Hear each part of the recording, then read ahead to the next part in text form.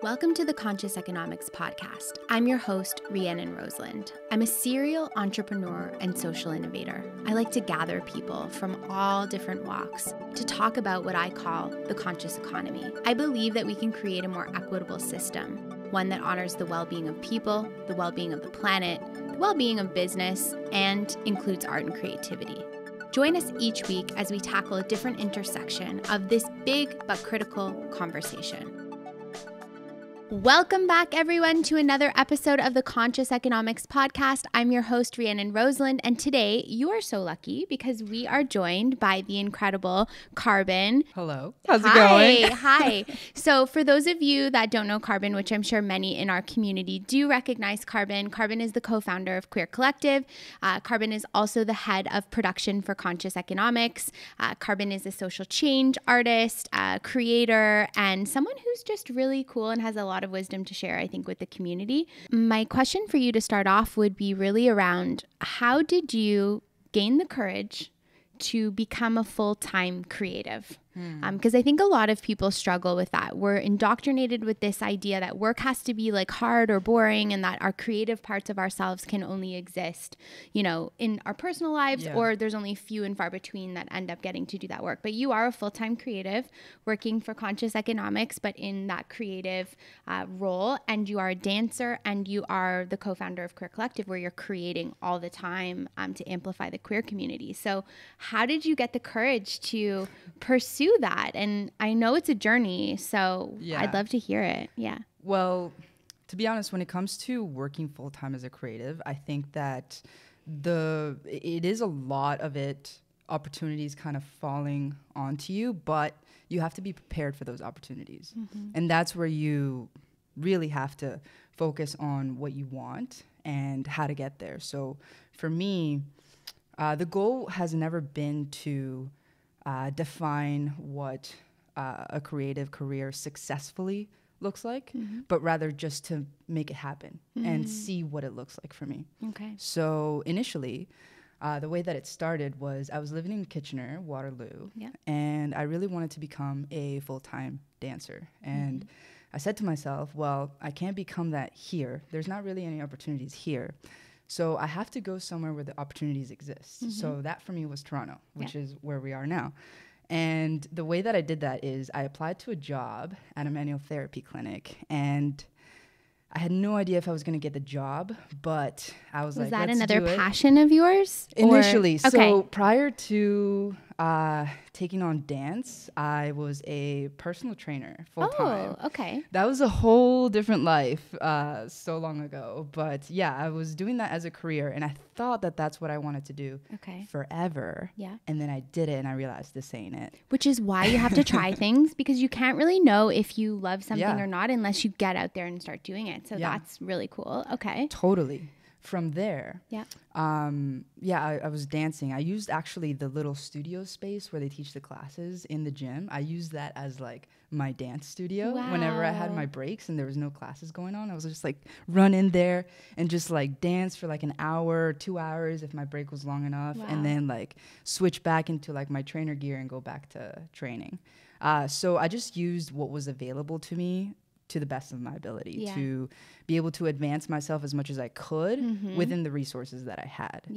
And then with that, I also sought out bigger resources. So I applied for a manual therapy clinic job, and I had no idea if I was going to get it. 2 months go by, I didn't hear back, and I thought, well, it went to someone else. And then randomly I get a call, and they interviewed me. It went really well, and then I got the job. And so this is your first like Toronto job? This was my first Toronto job. Okay. The problem was I didn't have a place to live. I said yes. Oh my gosh, of course you did. Okay. Yeah. So my mentality has always been, and I learned this from a very famous choreographer that is actually a Canadian choreographer. He said at one workshop, random workshop, one time he was on stage, he had a mic, and he was like, honestly, like when it comes to this career, just say yes first and then figure it out later. And that always stuck with me, like with everything. So I said yes to the job, and I was like, well, I'll figure it out later. I had no place to live, so I would commute from Kitchener to Toronto every single day. That was a 2-hour train ride. Yeah. So wow, I would have to wake up at like 5. Yeah. That's dedication. Okay, we have to stop right here for a second and break some of this down. So the first thing, I think the lesson from the choreographer that you're living by, this idea that, you know, say yes when the opportunity arrives and figure it out later. Yeah. I live by this philosophy as well. You know that after being with me for a while. It can get you into some mucky situations, but I so believe in the essence of that. Totally. And I do believe in, you know, creating those opportunities for yourself by not being afraid to try. So this in and of itself is so fascinating. So how long did you have to do that crazy commute? So funny story. Yeah. I did that commute. I would wake up at 5, commute for 2 hours via train. I would go to the gym and work out, and then I would head into work all day, and then I would commute back, and I'd get home at like 11:30 p.m. So it was 5 a.m. This is all to for 11:30. Dance, to be in Toronto all eventually for dance. Okay, Yeah. even though it doesn't look like it's for dance right now, but it's all for dance, which I think is also showing the dedication of the foundation you're laying. Okay. Oh, absolutely. Yeah. So it was all for dance, and like even though it wasn't an instant, okay, now I'm in Toronto, now I'm dancing thing. I knew that it was the path to get there.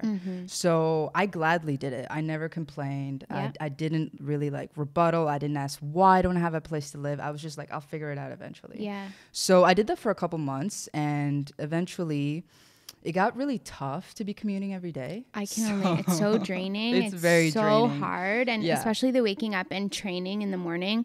I mean, I commuted for years to downtown Toronto and was like training pretty hard at that time too, doing CrossFit. And it was quite a life, and like prepping all the meals and doing all the things. And I'm like, the meal prepping. It's freaking hard. That's tough. Yeah, It's really tough. Yeah. So it got, you know, physically it wore me out. Yeah. So I knew I had to figure something else out. So I would rent like a room at an Airbnb, not the whole place because that was too expensive. Right. Yes. So I would just rent a room, and I would stay there for the week. I'd pack a duffel bag. Yeah. I'd go home for the weekend, wash all my clothes, pack a duffel bag again, and then do it again. Wow. Sometimes I didn't have the money to rent an Airbnb, so I would like secretly sleep at the clinic where I was working. And is this being revealed publicly for the first time right now? Well, or actually, have you revealed this on the podcast? They eventually figured it out while I was working there. And yeah, one time my supervisor was like, hey, are you sleeping at the clinic? And I was like, just a little bit. I don't know, maybe, possibly, why? Yeah. Like, how did you know? And he was like, yeah, you look a little unwashed. I was like, okay, fair enough. Oh, dear. I really am. Yeah. But they were so nice and so kind. Like, that wasn't really a problem with them. Well, you're pretty dedicated to working there if this is what you're doing. Like not a lot of people can say that. But I do think it's interesting. I mean, there's so many layers to what you're saying. I think it is that... you know, the passion that drives people to be able to chase a dream that I think is so special. And the more that we can keep that passion alive in ourselves, the more we end up living a life of fulfilled alignment. And again, we're hearing this extreme story. I think there's also other layers, like how unaffordable it is to live in, you know, Toronto or these cities, and how hard it is for young people to get started. Like there's so much relatable in the story. But as we sit here right now, and I don't want to skip over everything, but I do want to fast forward and say, like, you're a successful co-founder of Queer Collective. Queer Collective has been doing national scale projects. You guys were on billboards this year giving funding to artists in your community. You obviously have been doing national work with conscious economics.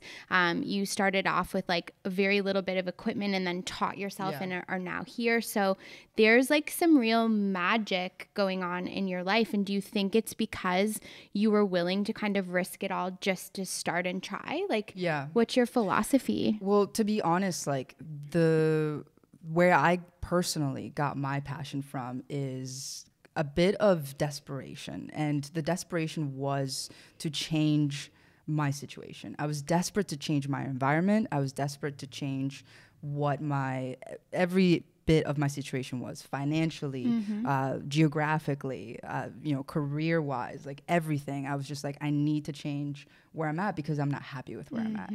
So for me, after I realized that and I decided, well, this is my mentality, I wasn't afraid to take risks. I wasn't afraid to lose it all, whatever that meant. And to be honest, I didn't have very much to lose. So for me, it was like, well, I can only benefit from this. Like there wasn't really a loss factored into that calculation. But I think that again, for the listeners that are tuning in right now, there's something really special in that even of itself. This idea of like, in the end of the day, you were willing to lose it all to pursue your happiness. And I can imagine that your identity as, you know, a queer person and all of those layers have to have a lot to do with it, of like trying to seek out what is your expression, who are you outside of, you know, the construct of wherever you come from. And I think that there's a lot of people out there that feel stuck and they're in a space where they don't feel like aligned or happy, but they're afraid and they feel like the small things they do have, what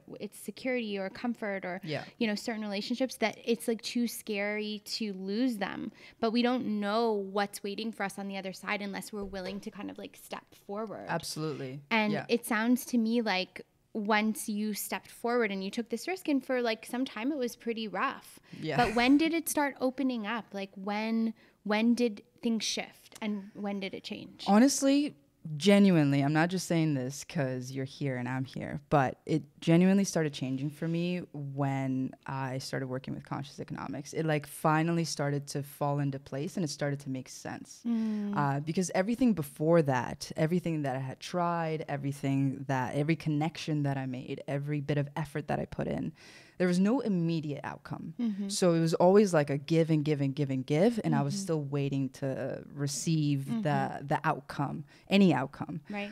So finally that kind of came into fruition, but I had already been doing this for about 2 or 3 years before I received that. So it was also a matter of delayed gratification. So I think a lot of people expect an immediate return whenever they put in time or energy, put in their investment. But there's no such thing as an immediate return. So you have to really be willing to grind through it. And by grind through it, I don't mean like the typical like entrepreneurial go to bed at 3 a.m., wake up at 5 a.m. thing, but just like get through the tough moments without complaining and knowing that it will be better. That's true with finances, like money. Totally. And again, like we live in this world of instant gratification, but if you want to actually grow your wealth, it takes some time and some dedication. If we want to change our physique, it takes some time and dedication. We don't walk out of the gym with abs on the first day, even though we wish, you know, it doesn't happen. And I think the same with art or relationships, or even just trying to find who we are as more aligned to our true nature. It's a process and takes time, and it's not instant. Hold that thought. We have a quick word from our partners before going back to the episode. This podcast is brought to you by our sponsor, RBC Investies. Backed by expert human advisors, RBC Investies is a smart, online, automated investment service that allows you to invest with low effort and low cost. Open your first RBC Investies account and pay no management fees for your first year. Plus, start investing with as little as $100. Simply visit rbcinvesties.com/getinvesting and sign up using promo code AA407. And now back to the episode. Exactly. But I think what happened with us and our story of coming together, and maybe let's tell that story. So how do you end up creating a queer collective? Because you created it with your co-founder Emily, who is also your partner, and you guys can check them out on the Queer Collective podcast. It's so great, and I'm such a big fan of the both of you. But tell me how that started, and then we can kind of segue into how we created together. Yeah, well, to be honest, it's a very similar story to moving to Toronto story. So after moving to Toronto and trying out dance for a bit, I knew that I had an interest in photography. And the reason I had an interest was because of dance. I saw all these other dancers taking amazing photos, like professional of themselves and like in their dance element. And I was like, I need that if I'm going to be a professional dancer.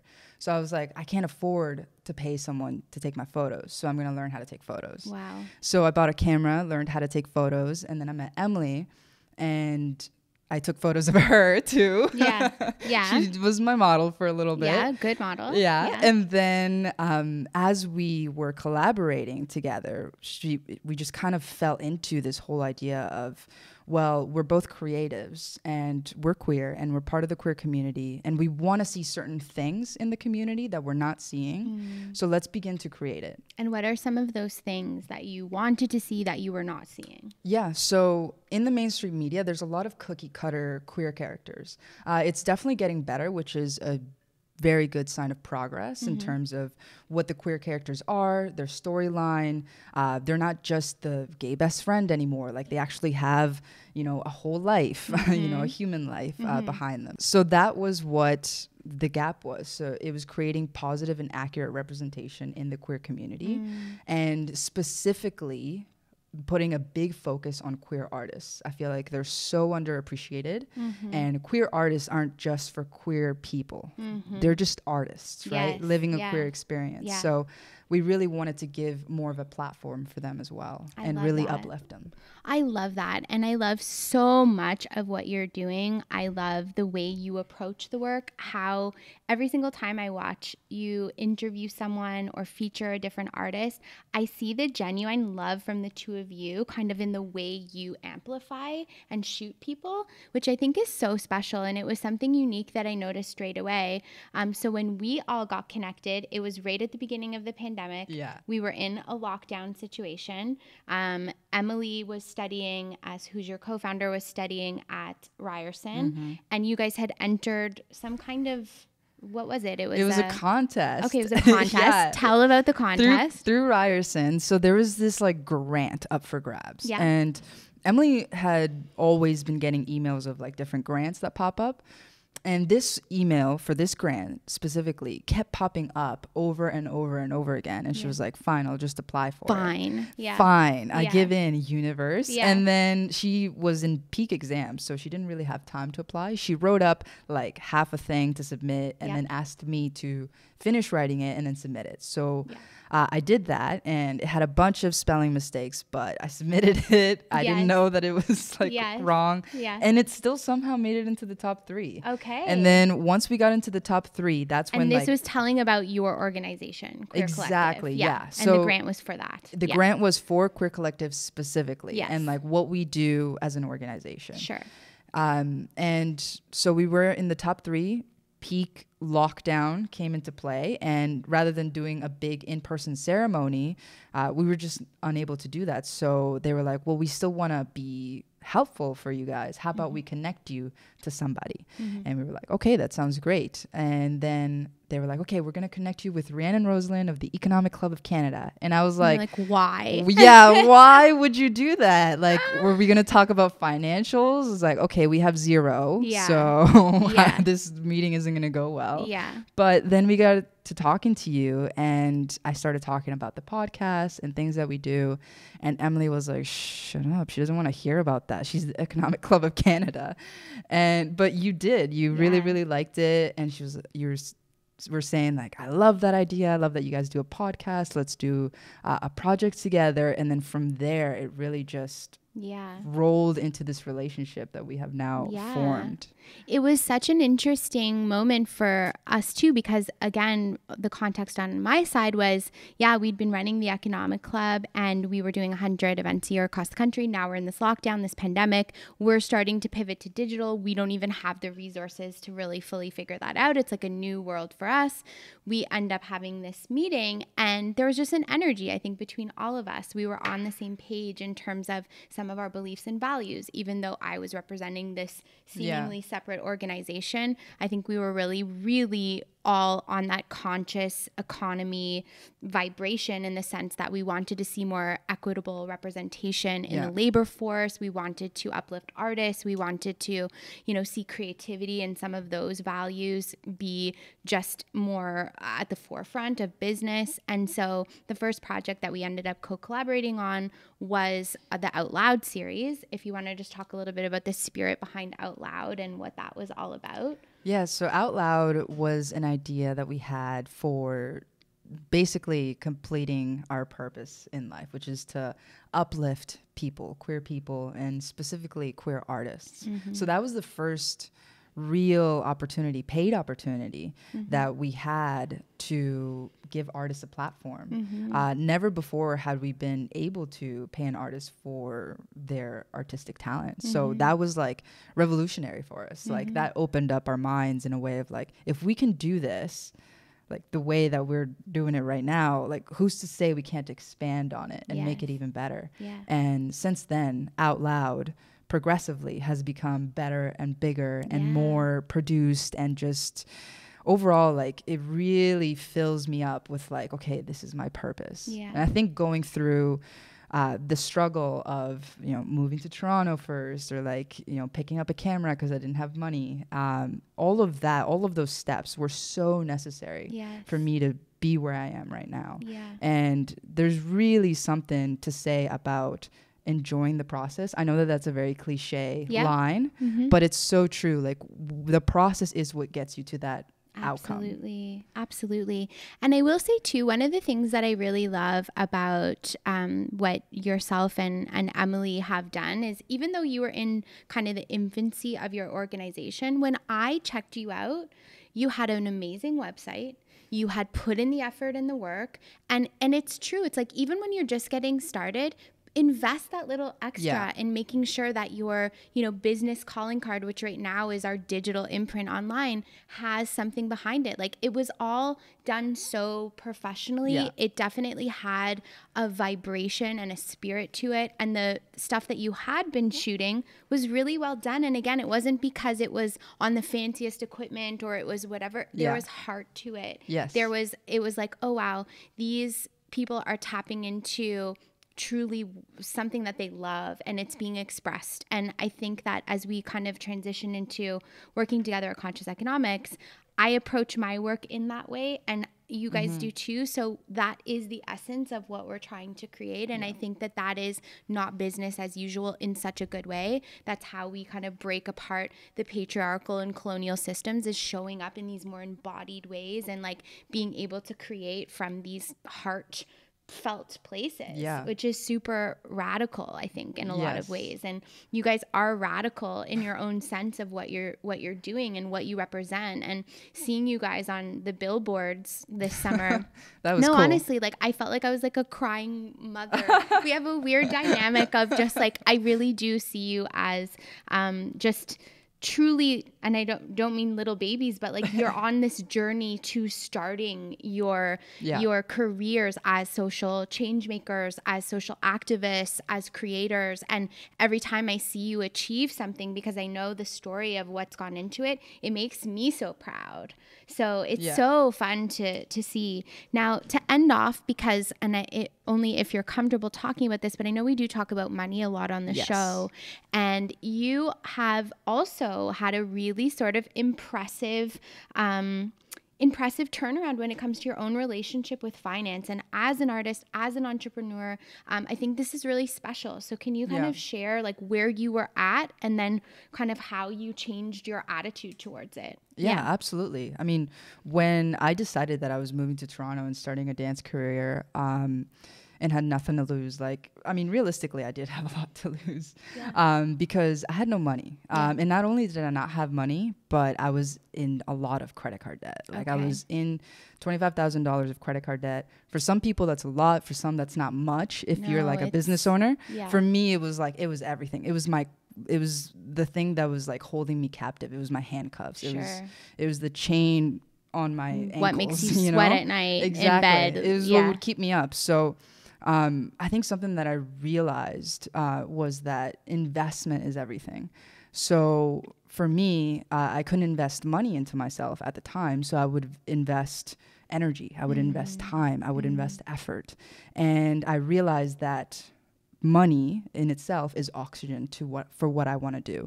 It's not a crutch. It can be, but you can also make it what fuels your passion. So I decided, in order to become successful as an artist, first I need to get rid of that bad debt. So I would slowly chip away at it, like all of the time. I would always like restrict myself. I would give myself like an allowance monthly of like what I was allowed to spend on myself. Like I had to be very strict with myself because I knew that, again, I desperately wanted to change my situation. Wow. I desperately wanted to break out of that cycle. So for me, any amount of effort or sacrifice that it took was so worth it for the outcome that I knew was approaching. Wow. So investment in time, investment in energy, investment in money to first get rid of the debt. Yeah. And then once I was neutral, once I had $0, both like nothing going up, but also nothing going down, $0. I was so happy at $0. Just to start. Yes, fresh. absolutely. Yes. And then from there, I knew that I could build it slowly. Yeah. So something that is really, really important is that, yes, once you get out of that financial struggle, it's also important to then invest in yourself with money as well. So buying like our equipment, buying our cameras, buying our lights, like even though it's a lot of money up front, the career that it has so far allowed us to have has been absolutely incredible. So that I know that certain things are an investment for the long term rather than a temporary financial setback. I love that. I love your perspective. I love your drive. I love the hustle. I love the heart. The whole story is so special and relatable. So is your work. And so are you. So thank you for being here today. And for those of you that are listening, if you want to learn more about Karbon, about Queer Collective, her partner Emily, and all the amazing stuff that they're doing, not only with us at Conscious Economics, but also outside of it, check out Queer Collective. And they're on Instagram. You can see them on YouTube, watch some of the podcasts, and please do stay tuned for our next episode of Conscious Economics. We'll be with you again next week with another interesting conversation. Stay tuned and talk to you soon. This podcast is brought to you by CPP Investments. At CPP Investments, they never lose sight of the long term. They invest the Canadian Pension Plan Fund to help provide financial security for generations of Canadians. They diversify the CPP fund across geographies and asset classes to access the best investment opportunities and generate sustainable long-term returns. The fund is now more than $400 billion. To learn more about their investment performance for Canadians, visit cppinvestments.com.